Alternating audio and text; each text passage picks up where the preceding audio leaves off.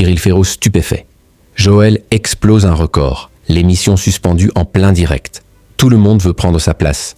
Joël bat un nouveau record. Cyril Ferraud interrompt l'émission sur France, 2e mardi 20 mai 2025. Tout le monde veut prendre sa place a offert aux téléspectateurs une véritable montagne russe d'émotions. Un épisode pas comme les autres, où l'on a autant ri qu'on a été impressionné. Et au centre de tout cela, Joël, le champion du moment, qui ne cesse de bousculer les repères du jeu. Depuis son arrivée sur le plateau, Joël intrigue, fascine et impose le respect.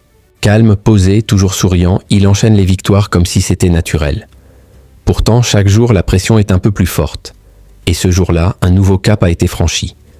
Il ne s'agissait pas simplement de gagner une manche, mais d'inscrire définitivement son nom parmi les plus grands de l'émission. Dès les premières minutes, Cyril Ferraud met l'ambiance. Il annonce que Joël a égalé le record d'un ancien champion légendaire. Sébastien, grand nom de l'ère Boccolini. Un moment fort. Mais au lieu de se reposer sur ses lauriers, Joël affiche un petit sourire, comme s'il savait déjà qu'il allait aller plus loin. L'ambiance se détend rapidement avec un échange savoureux entre l'animateur et le champion. Cyril, curieux de mieux le connaître, lui demande ce qu'il aime en dessert. Et là, Joël répond sans hésiter, le baba au rhum, un détail qui va prendre une tournure étonnante. Dans un élan de spontanéité, Cyril lance « Si tu gagnes encore aujourd'hui, je t'apporte un baba au rhum demain. » Promis. Le public rit, mais on sent aussi que quelque chose vient de se jouer. Une sorte de pacte symbolique entre le champion et l'animateur. Et désormais, tout le monde a une double attente. La victoire et le dessert. Mais à peine les premières présentations des candidats commencent que l'émission bascule dans l'imprévu. Le premier candidat, Albert, surnommé affectueusement Bébert, est introduit par la voix off de façon pour le moins originale. Bébert, un retraité heureux qui vit dans un village naturiste. Un silence, puis Cyril Ferraud éclate de rire. Il stoppe littéralement l'émission. « Stop! Attendez, on ne peut pas passer à autre chose comme si de rien n'était », plaisante-t-il. S'ensuivent quelques minutes de fou rire, de commentaires taquins et d'improvisation totale. Ce genre de moment, totalement imprévu, rappelle pourquoi les émissions en direct ou quasi-direct séduisent autant. Cette authenticité, ce naturel, c'est ce qui fait que le public reste accroché.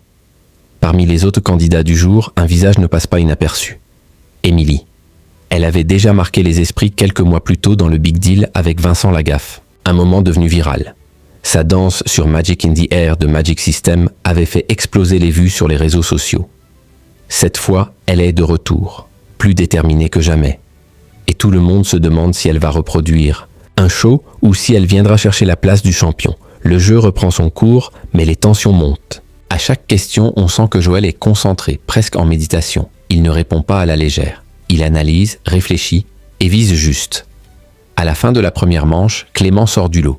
Il obtient le meilleur score sur A. Le thème « Noir c'est noir » et se qualifie pour la finale. C'est le moment où tout se joue. Joël, en position de force, choisit pour Clément le thème « Les cloches », pas évident, et prend pour lui-même « Les stars de l'assaut » Natation. Et là, c'est la démonstration. Joël aligne les bonnes réponses avec une facilité déconcertante. 28 points. Son adversaire n'en récolte que 11. Le public est debout. L'animateur lui serre la main. L'émission touche un sommet. Mais ce que tout le monde attend maintenant, c'est de savoir. Cyril tiendra-t-il sa promesse? Le baba au rhum est-il déjà prêt en coulisses? L'émission se termine sur ce suspense entre émotion et gourmandise. Mais, derrière cette performance, ce qui touche le public, c'est la personnalité de Joël. On découvre un homme simple, accessible, sans prétention, mais brillant. Il aime les choses authentiques. Le jambon de Bayonne, le baba au rhum, rien de luxueux. Et pourtant, c'est lui qui règne sur un jeu qui exige excellence, rapidité et mémoire d'éléphant. Ce genre de profil plaît énormément au public, parce qu'il nous rappelle que n'importe qui, avec de la passion et de la persévérance, peut accomplir des choses grandes. Joël n'est pas là pour impressionner. Il est là pour jouer, apprendre, partager. Et cette sincérité transparaît à chaque émission. On ne sait pas encore jusqu'où il ira. Mais une chose est certaine, il a déjà marqué l'histoire du jeu. Et surtout, il a su créer un lien particulier avec Cyril Ferraud, un animateur de plus en plus à l'aise dans ce rôle, mêlant humour, tendresse et réparti avec talent. Alors, la suite? Joël reviendra demain, probablement avec son baba au rhum en main, mais certainement aussi avec la même envie de se dépasser. Et vous, que pensez-vous de ce parcours? Est-ce que Joël pourrait devenir le plus grand champion de tous les temps? Et surtout, avez-vous déjà goûté un vrai baba au rhum maison?